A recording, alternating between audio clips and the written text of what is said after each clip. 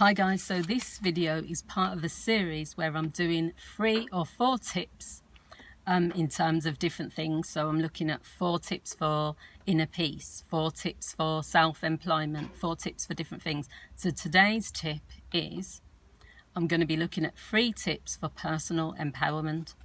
So as a counsellor and a coach, personal empowerment is really important to me.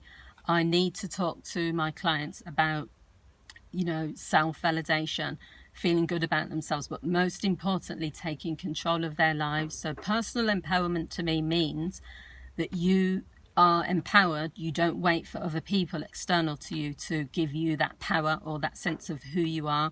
And I've made a video about this topic called creating an internal validation system, so I will link that in the description.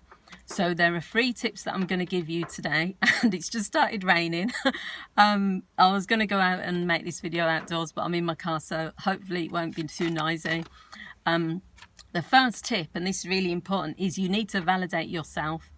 So there are lots of people who consider themselves to be powerless, and we're in a society where the negative always outweighs the positive. There are lots of people out there that tell you that you can't do anything. There's lots of people out there that want to complain, that want to say we're in a certain situation and we're stuck because of this, because of that, and we can't ever achieve things. Well, that's not very useful as a person. That is not empowering. If someone continuously says to you, you can't get any further because people are holding you down, you're never going to succeed at something, how useful or helpful is that? So we need to validate ourselves, trust yourself, say to yourself, I have achieved certain things in my life before, so I know I can do it again. I have the inner resources, I have the external resources, I'm going to make it.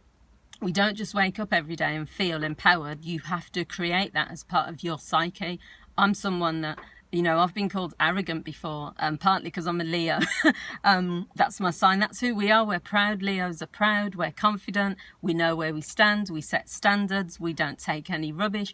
And that's just who I am. So I don't need validation from others. I validate myself. So that's number 1. Number 2 is you need to make your own decisions. It's very disempowering when someone comes along and makes decisions for you. They might feel they're rescuing you from a situation, but whenever as a counsellor, I'll possibly advise or suggest. I won't even advise, I'll suggest something, or I'll let my client figure that out for themselves by exploration. I would never say to my client, you should, or you must, or you need to do this, because it's disempowering. I'm taking away their control. So we need to stop, as human beings, stop allowing people to come in and tell us what we should be doing. Make your own decisions. If you mess up or you make the wrong decision, then that's on you, and that's fine. You can say, do you know what, I got it wrong. But if someone else tells you to do something and then it fails, you've only got you're going to be blaming them, because you'll never know if you would have made that decision, how it would have worked out. And the third and final thing is to take accountability and ownership of your life.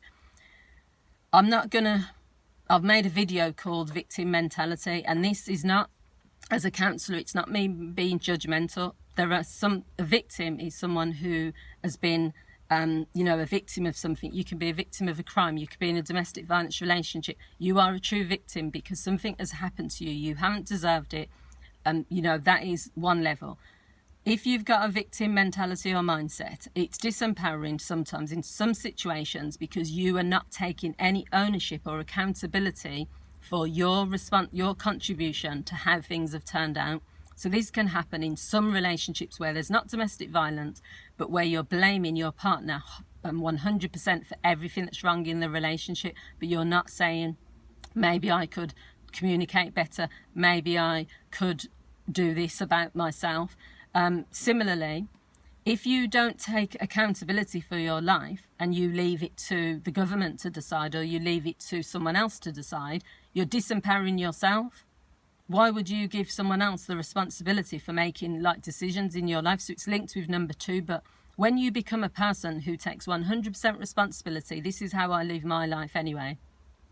If something happens, if I choose to go and live abroad, or if I choose to spend too much money on something and I've therefore got not enough money to live off, or if I choose to run my business in a particular way, it's all on me. I don't say, well, it's this person's fault, or it's the shop's fault because they were charging too much money and that's why I'm broke, or it's the government's fault because COVID's happening, so therefore I didn't get any clients, so therefore I've not been able to pay my rent, so that means I'm going to become homeless. No. We just need to take empowerment means that every day you feel good because you know that you've made those decisions, but also you're in control of them. We don't need someone to rescue us. So I hope you found this video useful. If you have, please feel free to like, to share and to leave your comments. I look forward to hearing what you have to say about this, and I'll see you all again soon. Take care and have a great day. Bye.